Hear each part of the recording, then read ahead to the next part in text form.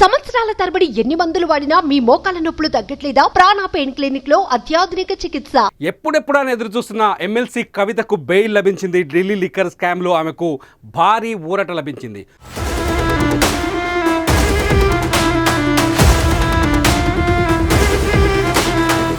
సుప్రీంకోర్టులో ఇవాళ జరిగిన విచారణలో కవితకి బెయిల్ ఇస్తూ సుప్రీంకోర్టులో దిశాభ్య ధర్మాసనం తీర్పు చెప్పింది. Justice B R Gavai, justice Viswanathan ఈ ధర్మాసనం కవిత బెయిల్ పైన విచారణ జరిపింది.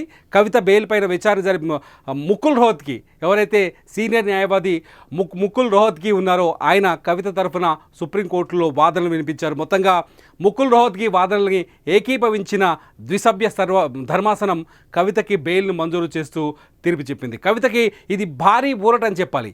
ఢిల్లీ లిక్కర్ స్కామ్లో కవిత మార్చి 15వ తేదీన ఇదే సంవత్సరం 2024 మార్చి 15వ తేదీన కవితని అరెస్ట్ చేశారు ఈడీ అధికారులు. కవితని హైదరాబాద్ నుంచి ఢిల్లీకి ప్రత్యేక విమానంలో తీసుకెళ్లారు. ఆ తర్వాత ఢిల్లీలో పలుసార్లు ఆమె కోర్టుకు హాజరయ్యారు. ప్రస్తుతం కవిత తిహార్ జైల్లో ఉంది. తిహార్ జైల్లోనే ఆమె కొన్నిసార్లు జైల్లోంచి ఆమెని వీడియో కాన్ఫరెన్స్ ద్వారా కోర్టుకు హాజరుపరిచారు. మొత్తంగా కవిత బెయిల్ కోసం సాగిన బీఆర్ఎస్ నేతలు చేసిన పోరాటం మొత్తానికి ఫలించింది. కవిత ఇవాళ సాయంత్రానికే జైలు నుంచి బయటకు వచ్చే అవకాశాలు చాలా స్పష్టంగా కనిపిస్తున్నాయి. ఇప్పటికే ఈ కేసులో ఢిల్లీ లిక్కర్ స్కామ్లో ఇప్పటికే మనీష్ సిసోడియా, ఎవరైతే ఆప్ నేత ఉన్నాడో, గతంలో ఢిల్లీ ఉప ముఖ్యమంత్రిగా పనిచేశారో, ఆయన కూడా బెయిల్ వచ్చింది. అనేక మందికి ఇప్పటికే నలుగురికి ఈ కేసులో ఆరోపణలు ఎదుర్కొంటున్న నలుగురు నిందితులకి ఈ కేసులో బెయిల్ మంజూరైంది. తాజాగా కవిత ఈ కేసులో మొత్తానికి సౌత్ గ్రూప్ నుంచి కవిత చాలా కీలకమైన వ్యక్తి అని, కవితనే మొత్తం వ్యవహారాన్ని నడిపించారని, ఢిల్లీ లిక్కర్ పాలసీ రూపొందించడంలో కవిత పాత్ర ఉందని ఈడీ, సిబిఐ ఇద్దరు ఆరోపణలు చేశారు. అంతేకాదు ఈ ఢిల్లీ లిక్కర్ స్కామ్లో దాదాపు 100 కోట్ల రూపాయలు చేతులు మారాయని, వివిధ మార్గాల ద్వారా హవాలా ద్వారా ఈ డబ్బుని ఢిల్లీలో పరిపాలిస్తున్న, ఢిల్లీలో అధికారంలో ఉన్న ఆమ్ ఆద్మీ పార్టీకి చేర్చారని, ఇందులో ఆమ్ ఆద్మీ పార్టీ అధినేత కేజ్రీవాల్ కూడా ఇందులో నిందితులుగా ఉన్నారు. కేజ్రీవాల్ కూడా ప్రస్తుతం జైల్లోనూ, కేజ్రీవాల్ కూడా అరెస్ట్ అయ్యారు. మొత్తానికి ఢిల్లీ లిక్కర్ స్కామ్లో కవితకి ఊరట లభించింది. కవిత ఢిల్లీ లిక్కర్ స్కామ్లో ప్రస్తుతానికి జైలు నుంచి బయటకు రాబోతున్నారు. తిహార్ జైల్లో ఇంతకాలం ఉన్న కవిత ఆ ఊచల బయటికి రాబోతున్నారు. కవిత మొత్తంగా 100 కోట్ల ముడుపులపై ఇవాళ బెయిల్లో కూడా 100 కోట్ల ముడుపులపై విచారణ జరిగింది. ముకుల్ రోహత్కి కోర్టు ముందు చాలా స్పష్టంగా వాదించారు. కవిత ఒక ఎమ్మెల్సీ, ఈ దేశం విడిచి పారిపోవడం కానీ ఎక్కడికైనా బయటికి వెళ్ళే అవకాశం లేదు అని చెప్పారు.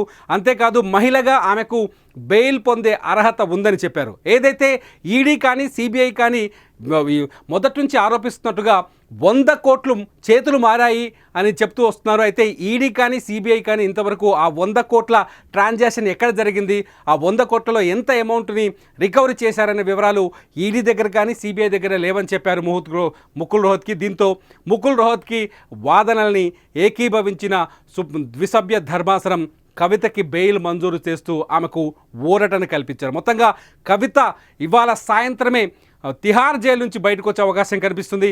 కవిత బెయిల్ కోసం తెలంగాణలోని మొత్తం బీఆర్ఎస్ శ్రేణులంతా ఎదురు చూస్తున్నారు. ఇప్పటికే హరీష్ రావుతో పాటు కేటీఆర్తో పాటు కవిత భర్త కూడా అనిల్ సుప్రీంకోర్టుకు వెళ్ళారు. ఈ బెయిల్ విచారణ నేపథ్యంలో మొత్తంగా దాదాపు 20 మంది బీఆర్ఎస్ ఎమ్మెల్యేలు ఢిల్లీలో ఉన్నట్టుగా మనకు సమాచారం అందుతోంది. ఇవాళ మొత్తానికి బీఆర్ఎస్లో ఒక పండగ వాతావరణం కనిపించే ఛాన్సెస్ కనిపిస్తున్నాయి. ఎందుకంటే 153 రోజులుగా జైల్లో ఉన్న కవిత అనేక ఇబ్బందులు ఎదుర్కొన్నారు.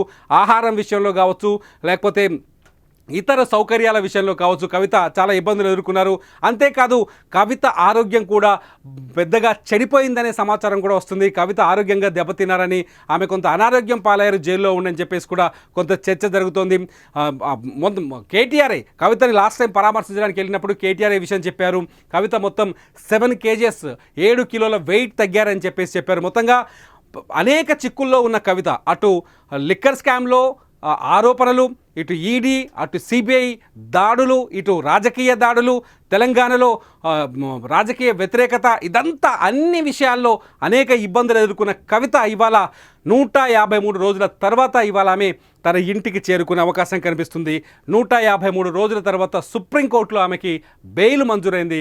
మరికొద్దిసేపట్లో కవిత సుప్రీంకోర్టులో తిహార్ జైలు నుంచి, అంటే కోర్టు ఆర్డర్ తిహార్ జైలుకు చేరుకోగానే ఈ సాయంత్రంలోపే ఆమె విడుదలై హైదరాబాద్ చేరుకునే అవకాశాలు కనిపిస్తాయి. మొత్తంగా కవితకు మాత్రం ఇది భారీ ఊరట.